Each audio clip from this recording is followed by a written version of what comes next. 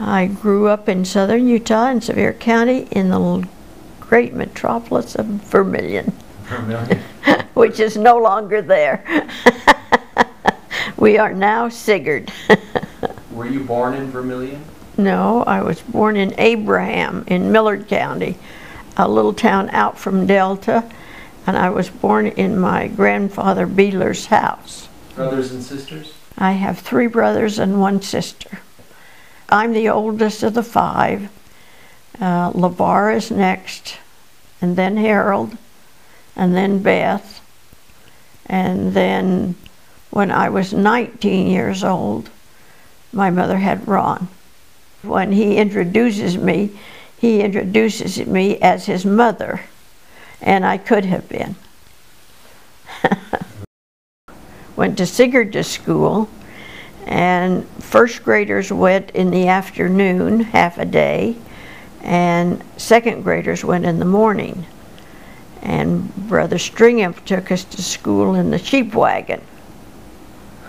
Well, explain what that is. The sheep wagon was what the sheep herders used out on the hills and valleys where they took care of their flocks of sheep. It was like a covered wagon with a canvas top, seats along the side, and had a little wood-burning stove in one corner. And if it was snowing or raining, he would drive us right by our houses. If other than that, we went to the bus stop. So when you say bus stop... Yeah, it was a covered wagon stop. My grandfather also had sheep and go out on the range. He had a sheep wagon. We used to play house in it. And before the cans were galvanized, and you couldn't, when you opened a can, you had to immediately pour your food out or it'd get poisoned. We ate rock salt that he'd had for the sheep that was in that sheep wagon. And I got some kind of, I thought it was ptomaine poisoning, but years later when I asked my mother to write about it, she said it was dysentery. And I was 3 years old, and I lost all my hair, my mouth, the skin in my mouth and all the way through my intestines peeled. I was back in diapers, and I weighed only 18 pounds. I don't know if they called or what they did, but they called someplace in the south and got 5 little vials of dysentery medicine and flew it to Salt Lake. And the county sheriff from Sevier County took my dad up there to pick that up, and they said that was the last thing that they knew to do for me, whether it helped me or not.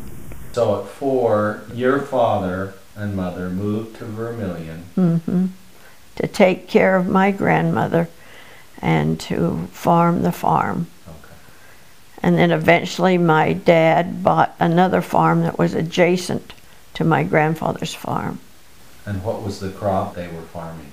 Well, they raised enough alfalfa to feed the animals that they were milking and that sort of thing. And then, but the cash crop was sugar beets. They planted the sugar beets. They planted them in a solid row. And our dad used to have, I think it was about a foot hoe, and he would chop out that much and leave a little clump. And we kids all crawled behind on our knees and pulled all but out but one beet and piled the dirt up around it.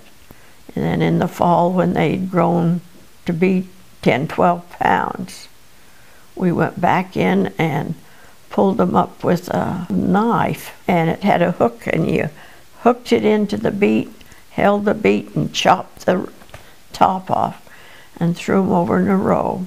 Or did your dad have hired help as well? Well, it depended on how many beets. He had hired help. But the kids were always involved in the harvest? Oh yes, they had school vacation for harvest time. A certain amount of days, like a week or 10 days at the harvest time. Then we went back and loaded all those beets onto a wagon, and they were offloaded then onto the railroad cars, went to Gunnison to the sugar beet factory. And then that's where we had money from that. cash money, and then from sending milk to the creamery, milking cows morning and night. And then they did raise some wheat because we had a granary, and they would thrash that wheat, and we used to get that wheat and chew it till you had nothing but the gluten, and that's what we had for gum.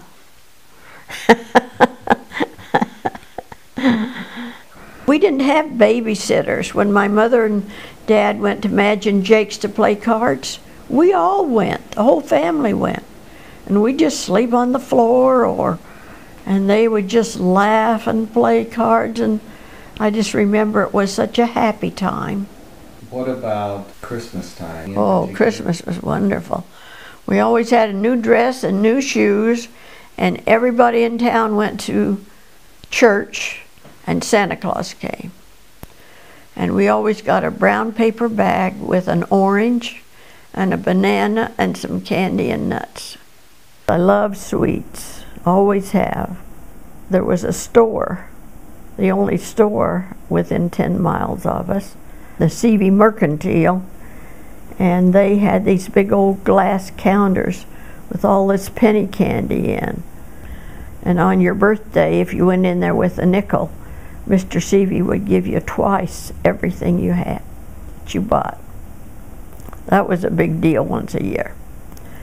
And then one time, it was on a Sunday, and Beth was just little enough to reach up, and I made candy. I'd been told not to. And I made candy and poured that hot syrup in a buttered platter so we could cool it and put it together and pull it and then cut it.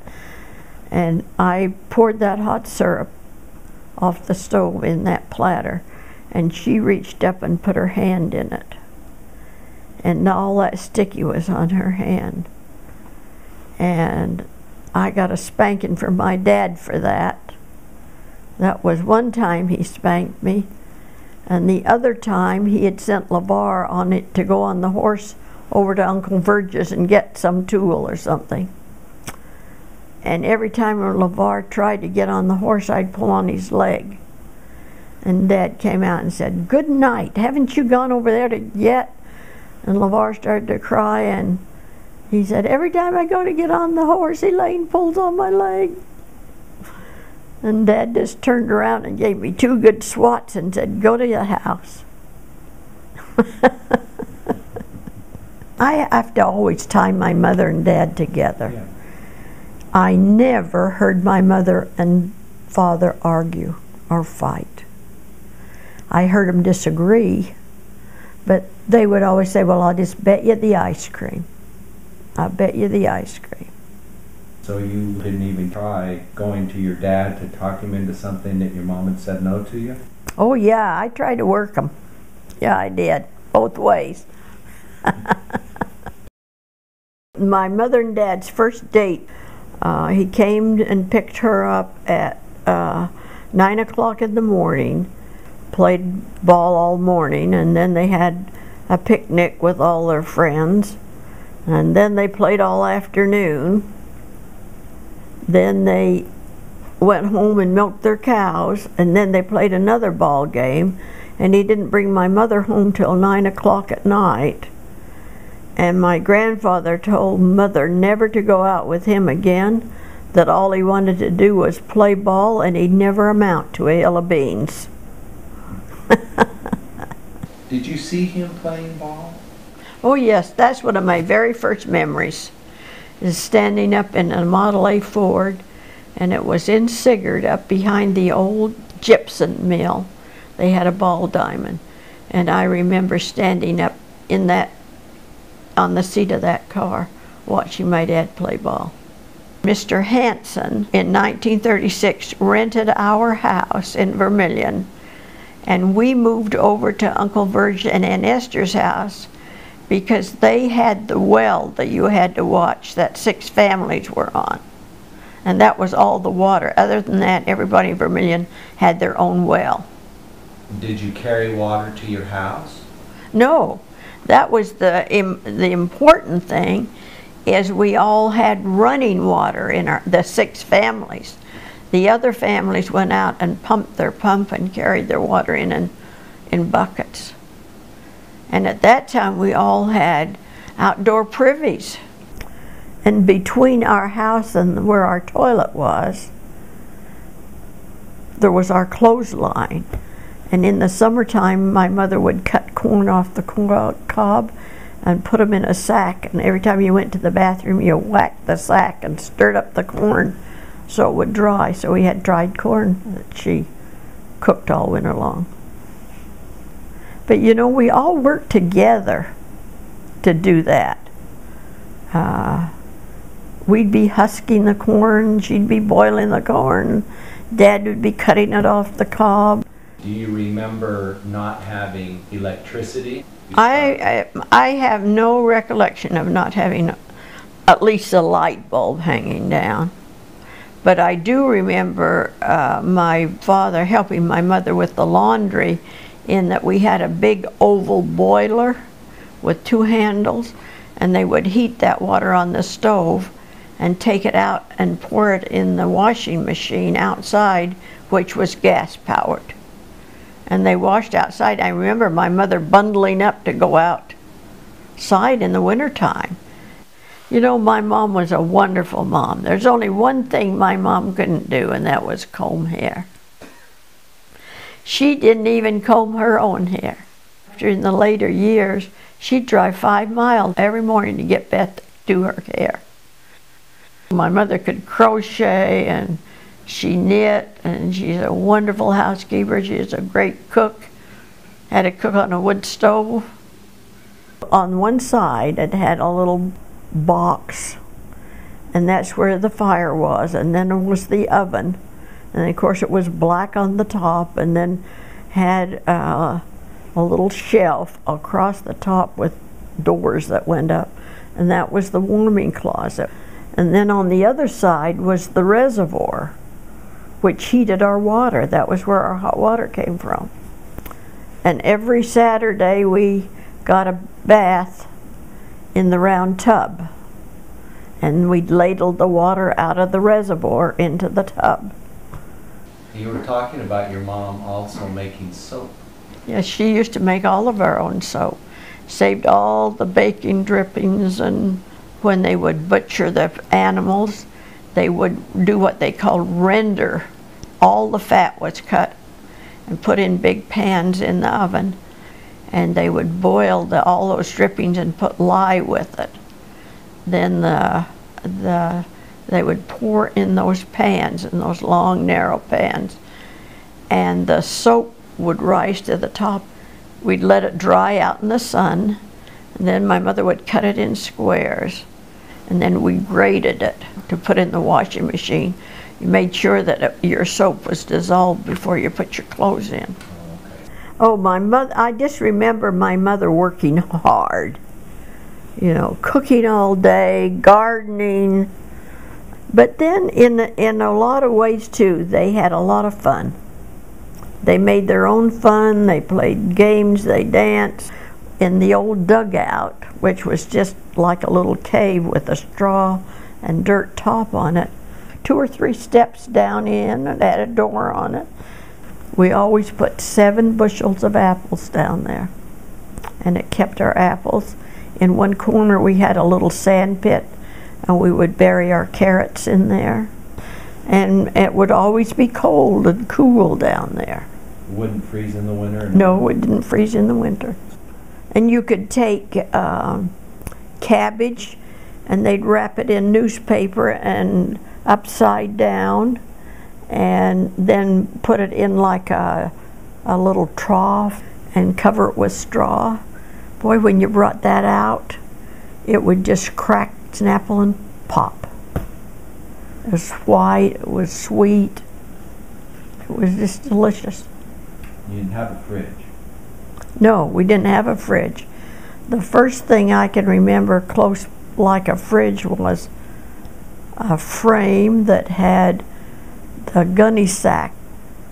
Then it had a bowl, big bowl of water with more strips of that gun sacking, which wicked the water and kept the sides wet, and where the breeze or the wind went through the air kept our milk and cream. And I remember Mother putting big flat pans of milk out there, the cream coming to the top. And every Sunday we would have Jell-O and sliced bananas and whipped cream for dessert. It was the best beginning anybody could ever have. You know, I really can't think of anything really bad that happened. But I remember how frightened I was when I had my tonsils out, and Mother saying to me, "Now, don't cry or else you'll scare Beth and Harold." No, LeVar and Harold. We all had our tonsils out in the doctor's office. And I remember waking up in his office, and I could smell the ethers, what they gave us. And I'm saying, you know, how you're going to get a popsicle. But when we had those childhood diseases at that time, the doctor came to our house and tacked a little thing on our house that we were quarantined. We didn't go out. By the time you got to your high school years, then you're going all the way into Richfield? Yes, we're being picked up by the school bus. And we were the first ones to be picked up, so the bus was always cold. We had a ball on that old bus. We'd sit, you know, your knees would be banging together from the people across the hall, across the way. And we rode 10 miles to Richfield. What about boys and stuff like that? The very first date I ever had was with Dale Payne, and he came over, and I remember I had a yellow taffeta dress and black patent leather shoes, and his sister, who was older, she waited till he was over there, and then she came over and she made Dale hold my coat for me. I can remember how embarrassed we were. Then we got on the school bus and we went up there and went in the gymnasium and had the dance and rode the school bus back home. The band was Richfield High School Band, and Dallin Nielsen was the band director. And I had a clarinet and I had a saxophone. And I don't have any music ability at all. I just did it, I think, because you got to march and go and do, and always got a seat at the football game and the basketball game, and it was fun. It was a fun time. It was something to do in the summer. We went to Salt Lake one time to march in the 24th of July parade, and those band uniforms were made out of wool. And I remember that after we had finished marching in the parade and we marched back down from downtown Salt Lake out to Liberty Park, that's a pretty long way. When he dismissed us, we just fell over on the grass. And what else were you saying? I was in Honor Club, and I was assistant editor for the yearbook, and I was in the Student Body Council. I try to do everything. Any beauty contests or homecoming queens? Well, I think I was in high school when I was Sevier County Miss Sigurd's representative to the Sevier County Fair. It was the yearly fair where they showed everybody's pickles and apples and tomatoes and anything they'd canned and anything they'd crocheted or quilted. Or I think I was probably about 15. Had to ride my horse in the parade. Because I was involved in high school so much, my grandmother lived in Richfield, and I used to spend a lot of nights with her. Always tried to stay on Wednesday night because we went to the Hewish Theater to see the 10-cent movie, and it always had a serial like Roy Rogers or Tom Mix. Did you have a favorite movie? Oh, I can't ever remember having a favorite movie till they did the big long one, Gone with the Wind. It was a big deal. You asked me about what we did for fun. We used to steal chickens and go up in the flats and build fires and roast our chickens. Or we'd go down to the river, and on our way down we'd steal corn and take a pound of butter, and we'd pack that gray, thick, ooky mud around that corn and bake it in a fire. And then when it was the mud started cracking and cracked really good, then we'd pull the husks off and roll it in that butter and salt and pepper, and it was delicious. You have repented? I have repented. You think they're up in heaven listening to me tell all these tales? When the war was declared, when we were still in high school, they called us all into the assembly hall to announce this big thing that was going on. I remember Mabe and Thompson and the teachers, some of them crying. We thought it was a lark. We were getting out of school. But by the time in the next year, when we knew that all the boys were going away to the service, it got pretty serious. Graduation was on May the 21st, 1943, which was a Friday.